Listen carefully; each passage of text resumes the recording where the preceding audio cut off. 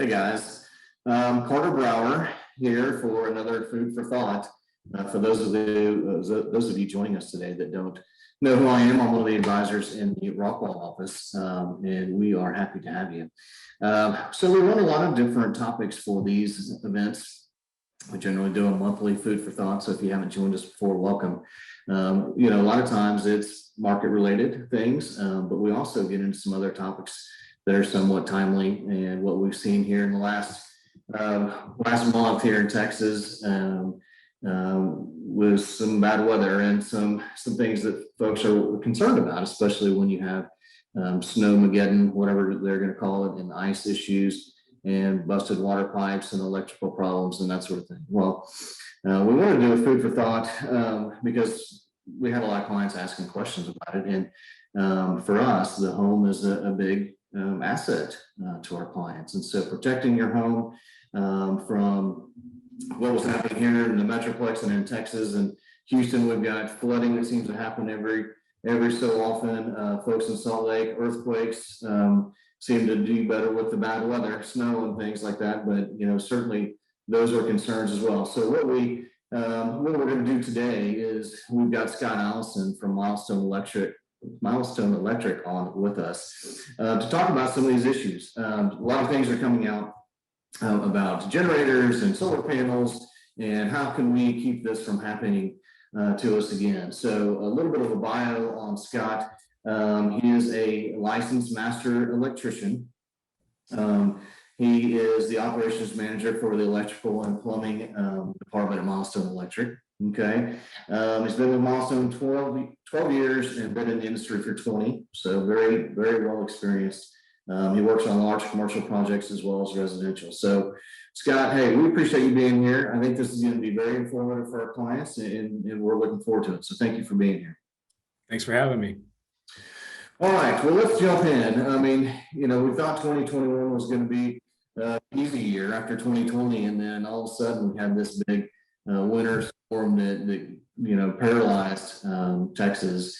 And so we wanted to talk about some things that came out of that. We don't really want to get into ERCOT and the power grid and all that kind of stuff, because that's kind of above what we really can get into on something like today's topic. But we certainly want to find things that we can do to help next time this happens. So what do you hear from clients? What are clients concerned about? And what are you coming in contact with for your clients about what happened and what they can do to better prepare for next time? It seems like we've got we typically didn't have much of a demand for generators or anything before the storm happened. Now it's been much more and very evident to the point where there's so much demand that you can't even get a generator delivered within a reasonable time frame.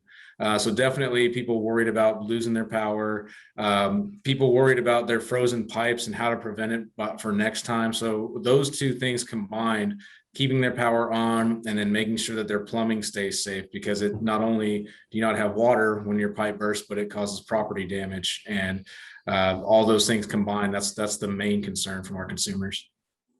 So give us a couple of tips. I mean, for my situation, we didn't have power the whole week. And so we drained our water lines and left and turned off the water at the front in the front yard and that sort of thing, but still had busted pipes when we got back and we turned the water on. So give us some tips on power and electric. What can we do when we see these storms coming again? Preventative, what can we do and when should we do it? I know Home Depot and Lowe's are probably sold out all the little gadgets you put on your outdoor faucets and that sort of thing, but what can we do to better prepare for next time? It's kind of we had the 1-2 punch, because you've got the extreme cold and then no power. So you're not able to do all the little preventative things like open your cabinet doors and make sure that the heat's getting to it, because you don't have any heat because you have no power. So there's a lot of things that could have been done preventative that just were not things that could happen because of the power outage at the same time. So preparing yourself with maybe a generator or a backup source of energy would allow yourself to be better prepared to keep the heat on. And if that's not the route and you're just trying to go for other preventative measures, I had to do this because I have pipes on the outside of my house that are for a filter, and they come above ground, and I wrapped them in blankets underneath a fake rock that's in our front yard for it. And that was given to us by our master plumber. I said, man, what am I going to be able to do for these things? They're exposed to the 0-degree weather, and there's no heat to keep that. But those are things that you can do for your pipes. As far as keeping your power on, you're going to have to look for alternative power sources in order to do so. Okay, yeah, and that's, everybody wants to do that after they're right up to the fact, and now there's, a shortage of them. For those of you that don't know or don't have the little key, go find where to turn the water off in the front yard of your house. Go buy a little key, it'll pull that heavy metal cover off. And then I have 2 different ones because I've lived in 2 different houses, but there'll be a gadget to turn the water on and off. And if you don't know where that is, that can be very handy for a busted pipe or leaky faucet, something like that, you want to turn that water off and know where it is and not have to run out there in the middle of the night searching for it. So, all right, well, good. So you've mentioned alternative power sources. Certainly here in Texas, I see more and more folks that have solar panels on their house. So I'll really chat a little bit about that. What are some of the, what would you give when somebody's starting to look at solar panels? What kind of advice would you give? For one, it would be, is that your forever home?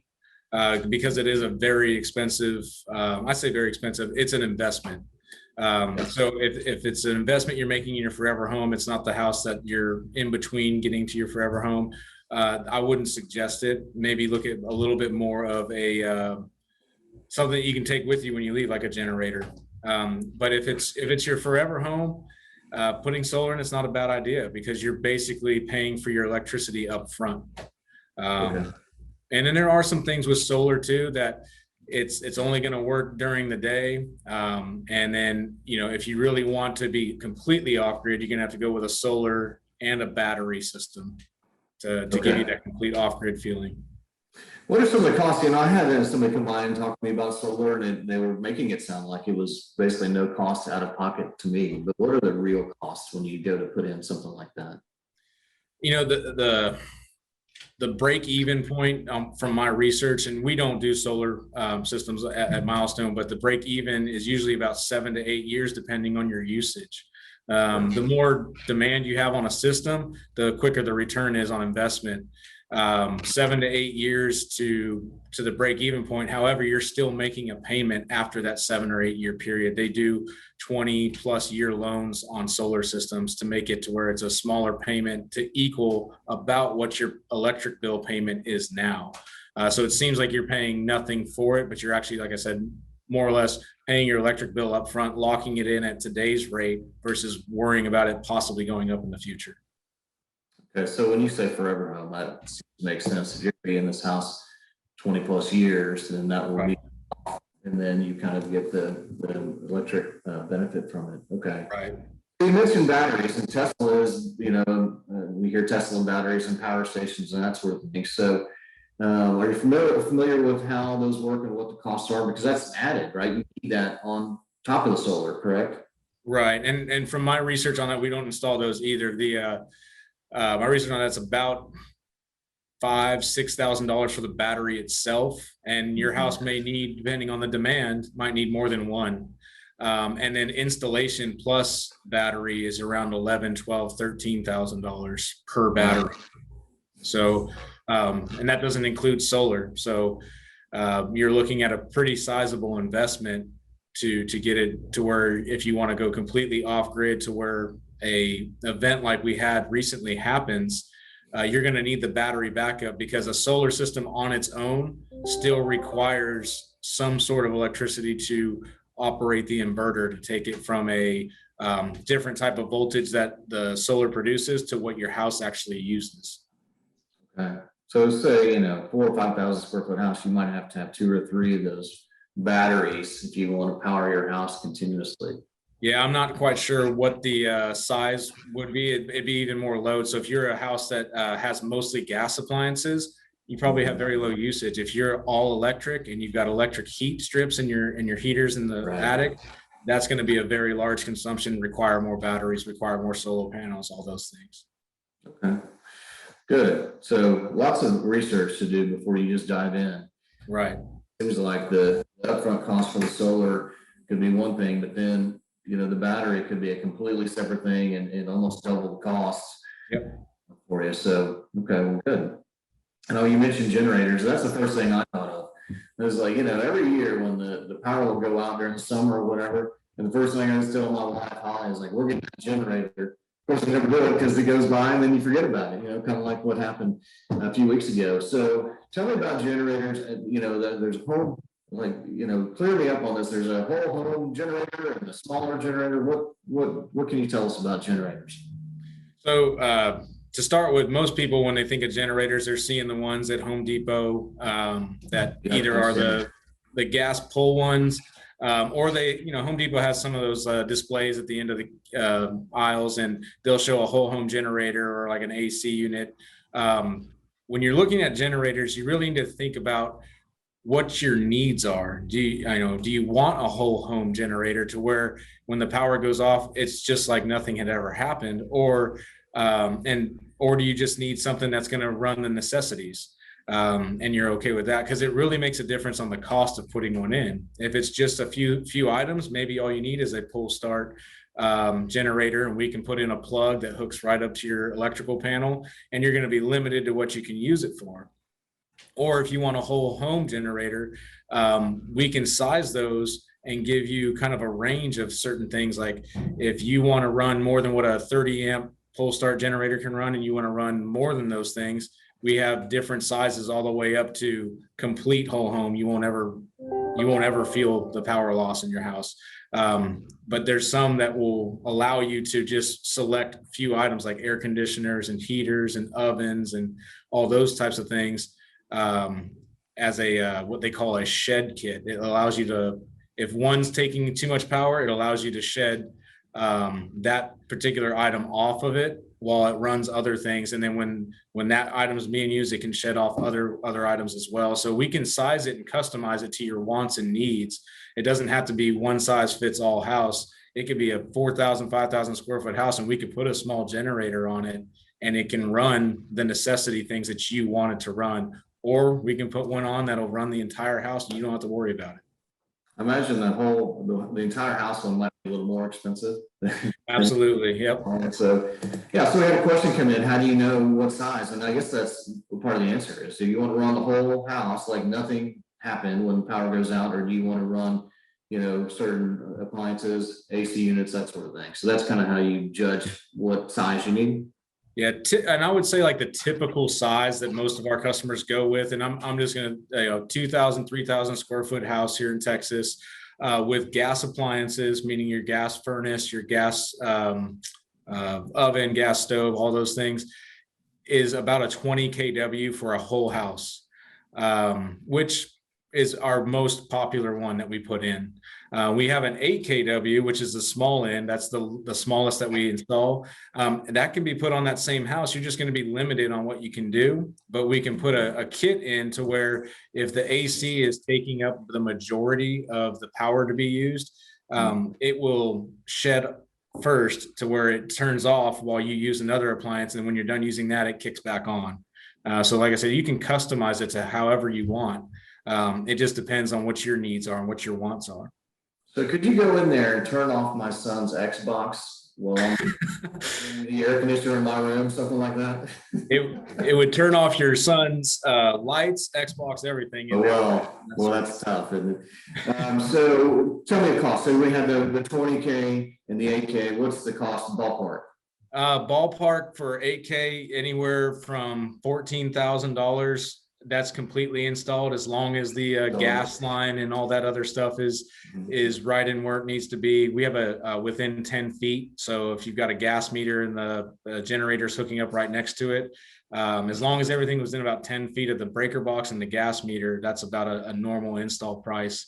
And then we go up as high as 38 kW is about the biggest we've put in so far, but we'll go even higher than that.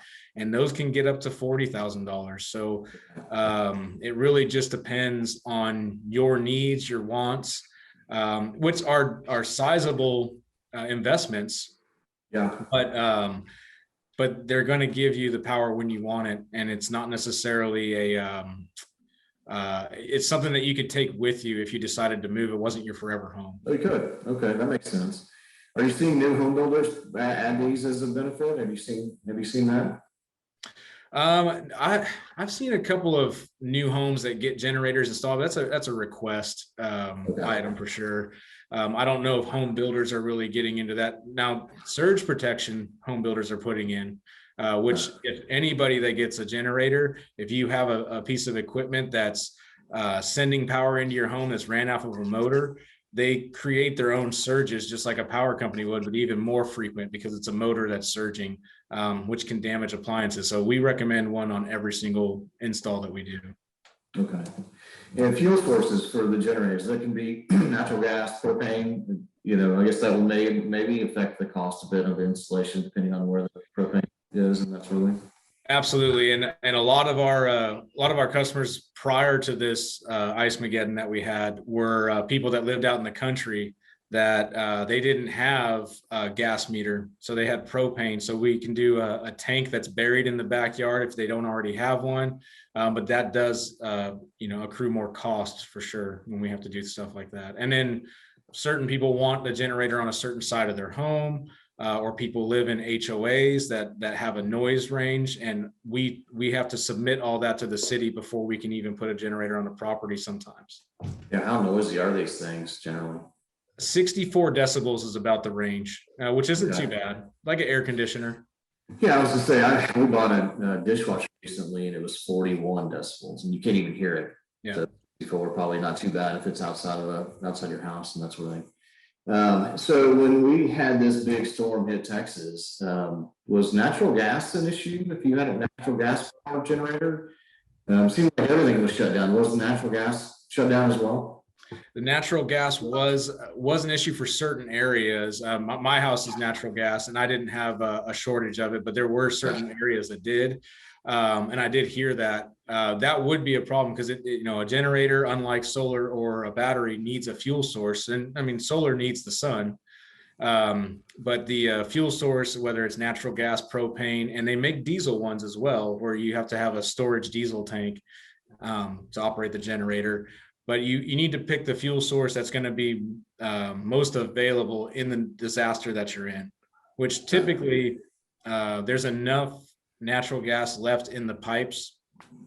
If everyone has their power out and they're not using the natural gas, there should be enough in the city pipes to allow for it to run for a little while.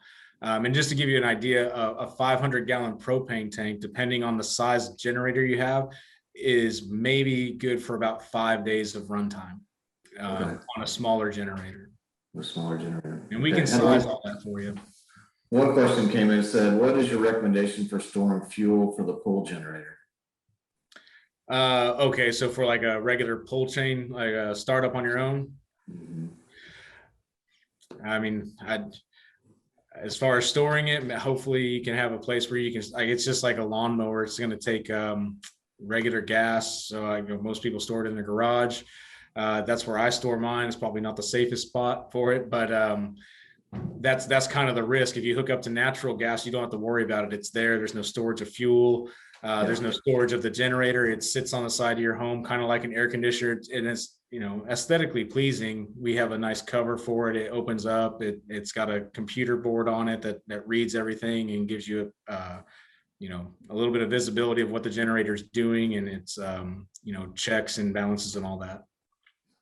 Great. So you mentioned surge protector, whole home surge protector. Now, how is that different than the breaker box that everybody has in their garage or what have you? What extra protection does that allow for?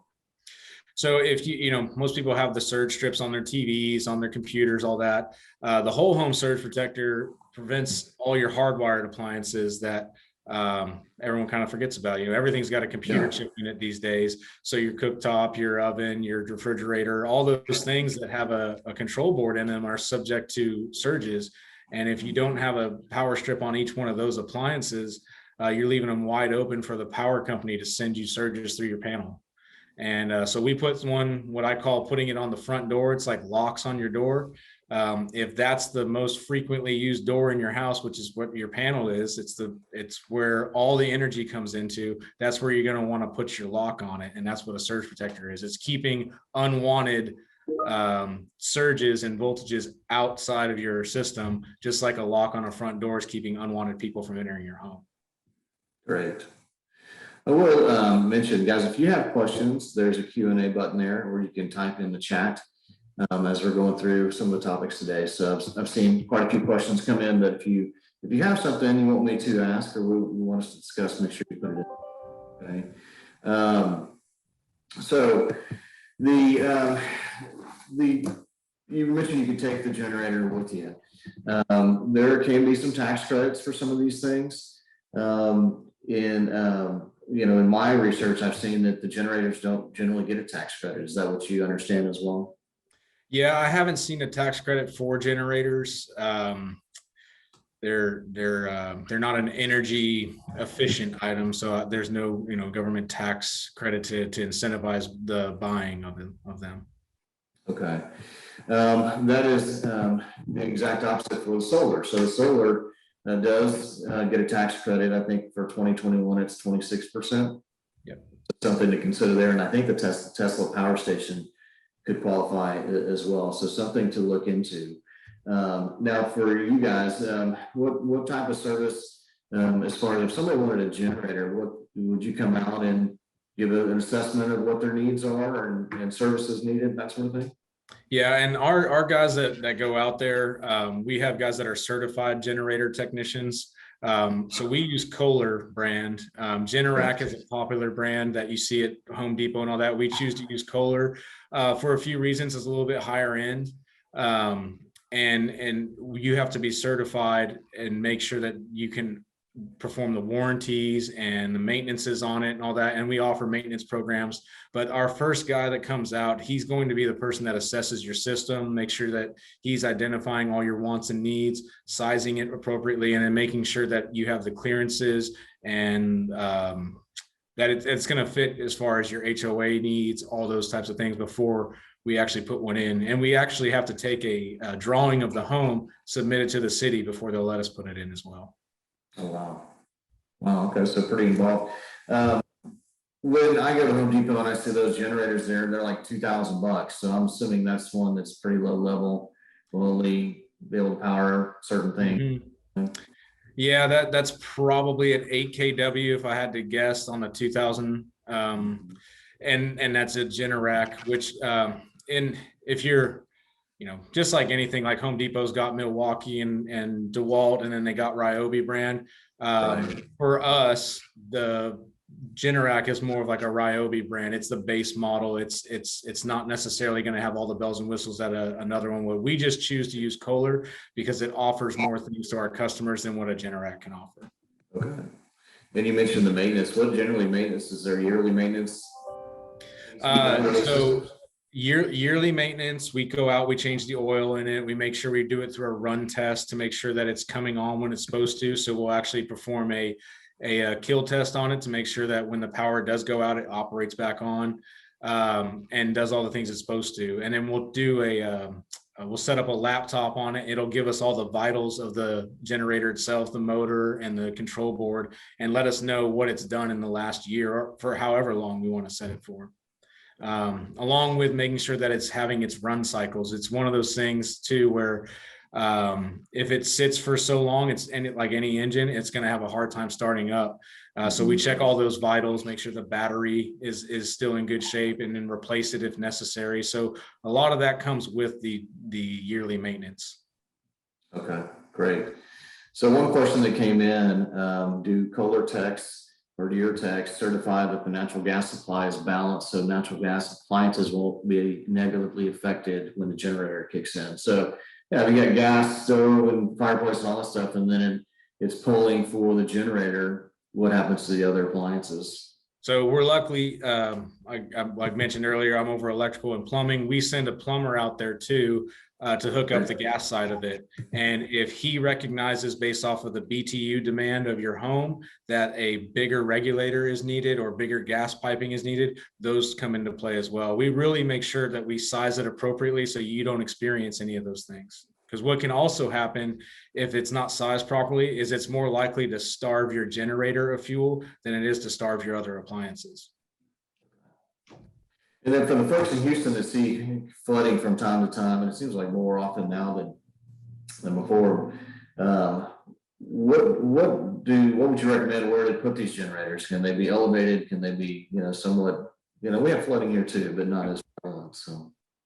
Yeah, I mean, you can elevate them. There are some regulations on where they can be installed, how many feet away from a wooden fence, all sorts of things, because they do have an exhaust, and we want to make sure that we're not going to be causing any other type of hazards. But there's clearances issues, but yes, they can be elevated. They can be 300 feet away from a house if you wanted to on their own pad, all those types of things, if that's where you wanted it to be. I think that would be probably a concern for those folks for sure. So, so the investment part of this, you said you could take it with you. I think that would raise the value of a home, but how difficult would that be? An operation, I guess, would you guys come out and just take it apart or take it, so somebody could take it with them? Yeah, it's kind of similar to, I guess if you go on the side of your home, you look at an air conditioner, it's sitting on a pad, it's right there, and it's got a couple lines going to it. That's what the generator looks like on the side of a home. You can take it with you, but I agree with you that it can be a value builder to selling your home. I don't know if it's dollar for dollar on the value of it as far as the home sale goes, but if it was something that you wanted to take with you, you can. Okay. So we've kind of covered whole home generators, that sort of thing. What other generators for people using? What other kind of generators are there that people were using during the bad time that we had? A lot of people, I think we saw the Home Depots were sold out of them. Everybody at any time we had people calling us, wanting us to put one in on the day that the ice started because their power went out and they were wanting us out there. We just didn't have the generators to give them. Home Depot was out. So anywhere from the pull start generators to whole home generators, people were in a panic of just wanting to have power because they didn't have power, and they knew that it was going to be about a week before they ever got it back. Some people even longer. So yeah. Really finding out that people were just would probably do anything just to have one circuit working in their house is what it seemed like. And that's terrible. Yeah. We were praying for rolling. We didn't have any, we never rolled. We were just out. So I know a lot of folks were in my boat. We didn't ever have any come on for 10 minutes and come on and go off for an hour, what have you. So here's a question that came in Texas, more likely to experience brownouts more frequent and short-lived, especially in the summer. So is AK generator good for that, or surge protector? What would you say to that? Yeah, so surge protector is more of a prevents appliances from getting damaged. I would recommend that on any home, whether you have a generator or not, but especially if you have a generator, because you've got an alternate power source that's creating its own surges. But the generator, as far as the AKW, yeah, it will give you. It can run an air conditioning unit. And if that's the most common in the summertime, especially living here in Texas, that's where we start to feel it. But even in the wintertime, if you've got, if you're just needing the heat to be on, which would have been the most demand that anybody would have wanted during this last thing we've experienced, an AKW, as long as it's gas furnace, would have ran that as well. So it can take care of you. It really just depends on the sizing, which is why having a qualified person come out to evaluate your system, see what your wants and needs are, is a good thing to have. Also, gas furnace would run off of a pull start generator as well, which you can buy off the shelf at Home Depot, and we can put in a generator kit on your existing panel. And anytime that you've got a thing like this happen, you can pull it out, pull start it, hook it up, and it's completely safe. It will not let you harm yourself, or when the power comes back on, you won't have an interference of that. We make it kind of foolproof to where you can't hurt yourself, any of that stuff. Well, that's really good to know because that's probably lower cost anyway. Yes. And, people generally don't think about doing these things until they're right in the middle of the disaster or Right. having that, having you guys come out and set that up. So, all right, if it happens again, I can go get this generator, I can put it up there and get it going, at least run an air conditioner or a furnace or something would be great. So how busy have you guys been? What's your backlog as far as service calls and that sort of thing? It started to slow down a little? Well, yes, on the demand calls. On plumbing, we had, I think that we're still trickling some in, pipe burst calls, but in electrical, it wasn't so much a demand other than the generators, but those are things that we have to go out, size it first. All those, we just didn't have generators, especially pull start ones sitting on the shelves over here. We don't sell those. Home Depot does. But as far as plumbing goes, we're just now starting to get the people that we had to push off to be able to help the Metroplex with the pipe burst. So we had 500 service calls that we had to put off just so we could help people in the Metroplex with the pipe burst calls that were coming in. Wow. So. We had, I mentioned our pipes had some problems. And then, of course, our pool equipment is completely toast, as far as I can tell. So would a home generator, like a 20K generator, be able to run that pool too? Or is that something you off? I guess it would be powerful enough. So pool equipment, 20 kW will give you plenty to run that. It's going to be when you want other appliances along with it that have a heavy demand. But 20 kW, if you've got a gas appliance home, you should be fine. It'll run your pool equipment, it'll run your AC unit. 2,000, 3,000 square foot home, up to 2 AC units and pool equipment, you'll never experience it having to shed anything. Okay. Yeah. That's good to know because those things got to run 24 hours a day, and choosing between that or your home, I think I'd probably choose home, but that can be expensive to fix. So, and we can prioritize the shedding too. We can give it a if it gets to this amount, shed this first, so you can prioritize it.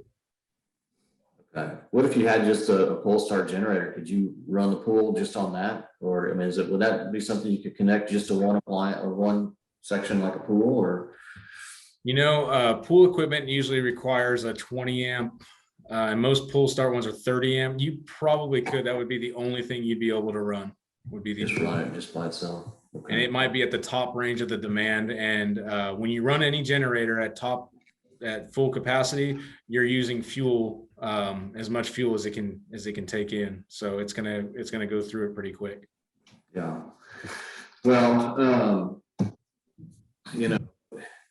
that's always a hard thing because the pool is such an important thing, and it can cause so many other issues down the road. So, I'm glad that question came in because that's something I didn't even think about. But certainly, we had to have a lot of around here. A lot of folks, their pool equipment failed or frozen up or broke or what have you. So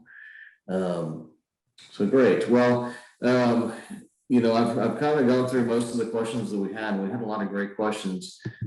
Just in general, just to prepare, kind of do some maybe some maintenance before it happens. And like I said, generally we don't want to do maintenance until we're right in the middle of it. What can folks do before we hit summer and we have the brownouts that we generally have, or what can we be doing now to just some preventative stuff that would kind of save us from suffering? You can have us out there. We can evaluate your system and see if your necessities are just having a pull start one, or if it's a whole home generator that you're needing. I would say with rolling brownouts, anytime the power goes off and comes back on, all your neighbors are going back on as well. And there's typically about 3 or 4 houses per transformer in a neighborhood. And so everyone's appliances are kicking on at the same time. Everybody's air conditioners are coming back on at the same time. Puts a big surge on the system. So if you don't have any type of surge protection on your main breaker box, you're just allowing your appliances they're just open for damage to be happening. Yeah, most folks, I have a surge protector on, TV or computer or whatever, but I didn't think about it on the big appliances, AC units and that sort of thing. So that's great to know. What are the costs involved generally when you come out? Have you guys come out to do a generator, kind of look at the house and or surge protector? Is there initial cost to come out and look at that stuff? Yeah, we have a $79 dispatch fee. That's so our licensed, certified background check and drug tested tech comes out to your home and looks at it and gives you an evaluation, write up options for you. He'll spend an hour or so, or even more sometimes, going over it all with you. And that only costs $79, but you're having a guy that goes through your entire system, opens up your breaker box, tightens down the connections, looks at everything, and gives you an entire evaluation of your system. Which is about a $250 value that we charge $79 dispatch fee for. Great. Yeah, I always worry about the people that are coming out for free. I mean, I know the tech has to, make a living, so I always worry about that. We're going to send somebody out there for nothing. Generally, when you pay nothing, you get nothing. So yeah. I want to make sure that at least we get some value for it. And then so the cost of the surge protector, of course, probably varies depending on house. Yeah, well, we can put, we have 3 different styles that we offer. We can put what we call our basic surge protection on any home, whether it's large or small. Same thing with our optimum surge protector. It can go on anything large or small as well, but we want to customize it to what you have. Our mid-level and our top level have difference of what they are capable of. And so a house that has pool equipment and multiple AC units, I would recommend the top one too, just because it protects motors more in a way that the other ones don't. And as far as it just really just depends, again, what you need, what you want it to protect. And any one of our surge protectors work with the existing strip surge protectors that you put in your home. You're going to want to do both. So the ones that you already have on your TVs and your computers and all that, you want to leave those there. A lot of people will get this false sense of security that I have one on my panel, I don't need those anymore. But surges can be generated within the home as well. So it's good to have those at point of use where you have them already. Yeah, good. A couple of concerns or questions that came in about the generators. Back to the generators real quick. Theft. You guys have people that can steal these things? I mean, they're pretty expensive item to have sitting out on the side of your house. So do you have issues with that for the home, whole home generators or just the portable ones? No, not the whole home ones. They're very heavy. It takes 2 of my guys that are big size electricians to move it in there and set it. So it's like I said, like an air conditioning unit. They're not big, like where they're massive on the side of the house. They're about the size of an air conditioning unit, but they're heavy and they're hooked up to electricity. So most thieves don't like to mess with things they don't know about too well, and this one can hurt you if you don't know what you're doing. So with it being heavy, could potentially be harmful. We're pretty safe on that. Now the portable ones that people have that they go buy at Home Depot, you probably need to keep a close eye, especially during a disaster, because I'm sure that's right. Hopefully you live in a good neighborhood where your neighbors are honest and won't take that kind of stuff, but some neighborhoods aren't as nice as others. Yeah, I try to stay away from natural gas and electricity, especially when they're combined. That's something I don't want to mess with either. So those whole home generators, probably not too much stuff there. So surge protectors, yeah, give me a ballpark figure. What's the average cost? Medium-sized home. Medium-sized home, like I said, from basic, we can put on anything around $400. It could be all the way up to about $2,000 for the top range one. Just really depends on what you want to protect, what level of protection you want, and what type of appliances and equipment you have in your home. Great. Good. All right. Well, we've had a lot of good discussions here and gotten a lot of great information, Scott. We really appreciate you being with us. I will say to the folks that joined us, there was more questions that came in. We're certainly happy to answer those for you if you want to send us an email at Lake Point Advisory Group, or you can reach out to Scott directly. So Milestone Electric phone number, any prefix 214-972 or 817, and then it's 267-2405. And if you're like me, I can't get that jingle out of my head that I see. You probably have seen their trucks or their commercials. So give those folks a shout. And we feel like they're a strong part of our community here in North Texas.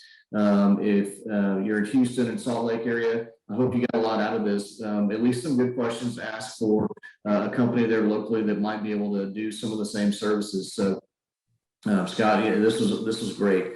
The other thing I would say is, for these lunch and learns, if you guys have topics that you want us to talk about, and we're always going to put some market related things in there, quarterly updates, that sort of thing. So throughout the year, and certainly this year, we'll have market related topics, but we also want to have some things that are interesting to you guys. We did one on the RV a couple of months ago, and this was certainly timely with the weather issues that we've had. So let us know, reach out to your advisor, let us know some things that you guys want to learn more about. We're happy to try to work some of those topics in.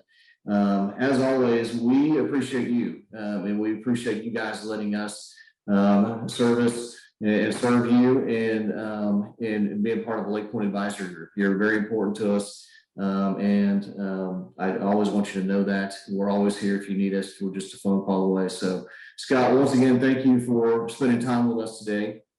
If you guys have any questions, concerns, comments, let us know, and we'll send things to Scott too if you had more questions. But guys, go have a great weekend. Enjoy the weather we're gonna have. I think it's gonna be nice this weekend. And always here if you guys can, or if you guys ever need anything, please don't hesitate to let us know. All right, Scott, thanks again. Thank you. Have a great